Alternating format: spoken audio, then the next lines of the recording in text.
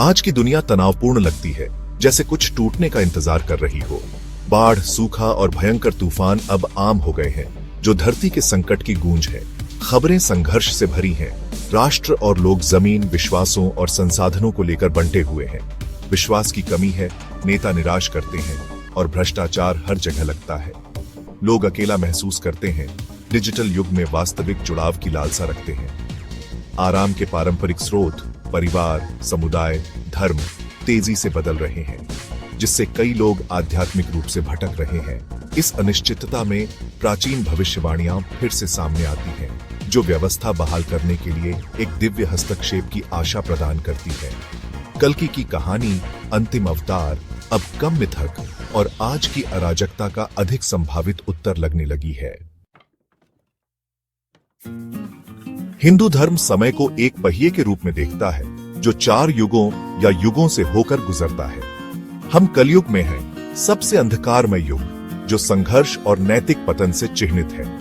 इसके अंत में विष्णु का कल्कि 10वें अवतार के रूप में लौटने की भविष्यवाणी की गई है। कल्कि की भूमिका केवल बुराई को नष्ट करना नहीं है, बल्कि ब्रह्मांडीय चक्र को रीसेट करना और संतुलन बहाल करना है। उनका आगमन अंधकार के अंत और एक नए युग, सत्य के युग के उदय का संकेत देता है।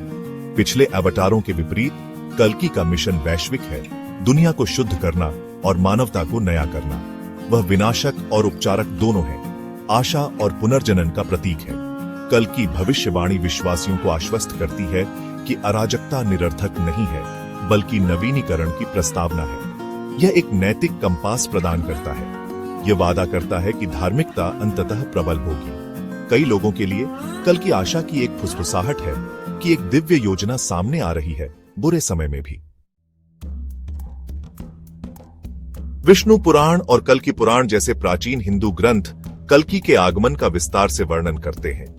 वे एक ऐसी दुनिया का वर्णन करते हैं जहां शासक चोर बन जाते हैं, धन की पूजा की जाती है और पवित्र ग्रंथ भुला दिए जाते हैं।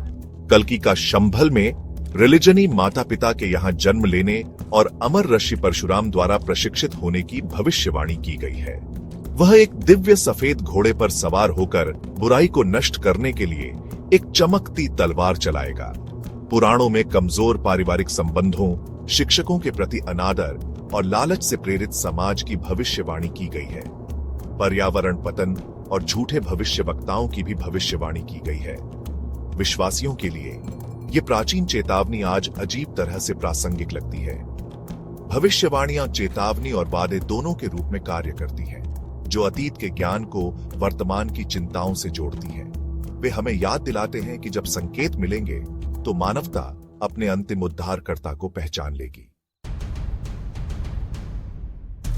कई लोग आज के राजनीतिक भ्रष्टाचार और सामाजिक अशांति को कल्कि के आसन्न आगमन के संकेत के रूप में देखते हैं।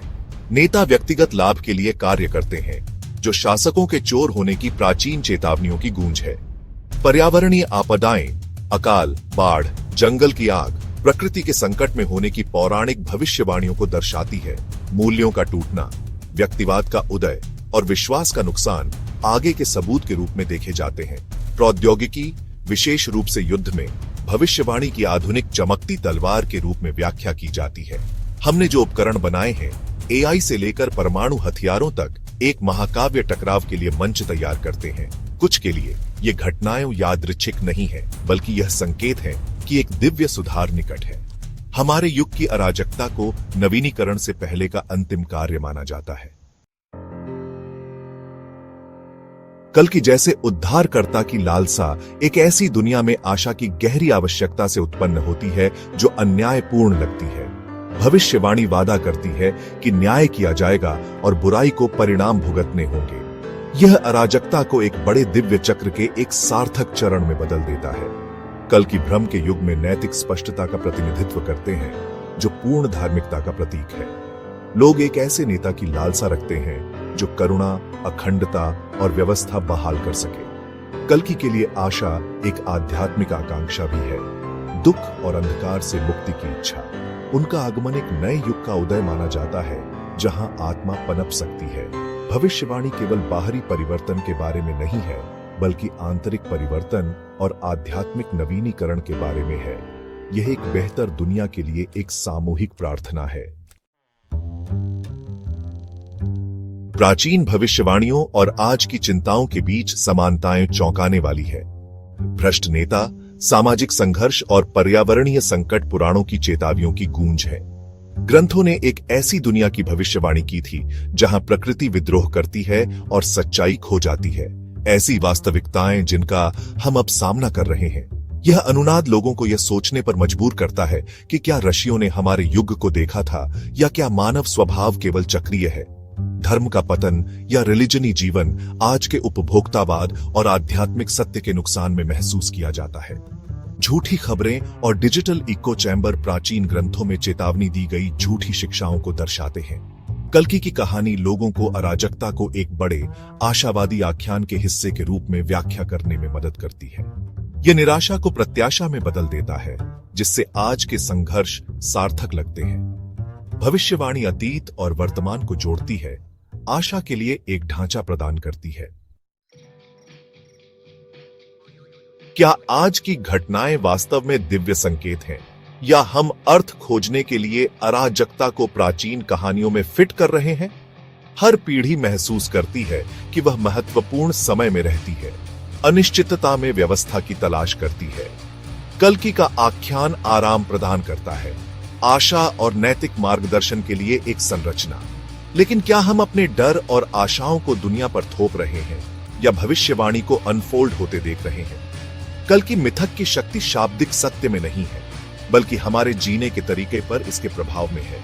यह आशा, लचीलापन और धार्मिकता के प्रति प्रतिबद्धता को प्रेरित करता है। चाहे कल की एक भविष्य की वास्तविकता हो या एक रूपक, कहानी हमें करुणा और साहस के साथ कार्य करने का आग्रह करती है। शायद असली सवाल यह नहीं है कि कल के आएंगे या नहीं, बल्कि उनकी कहानी हमें आज अपनी दुनिया को आकार देने के लिए कैसे प्रेरित करती है।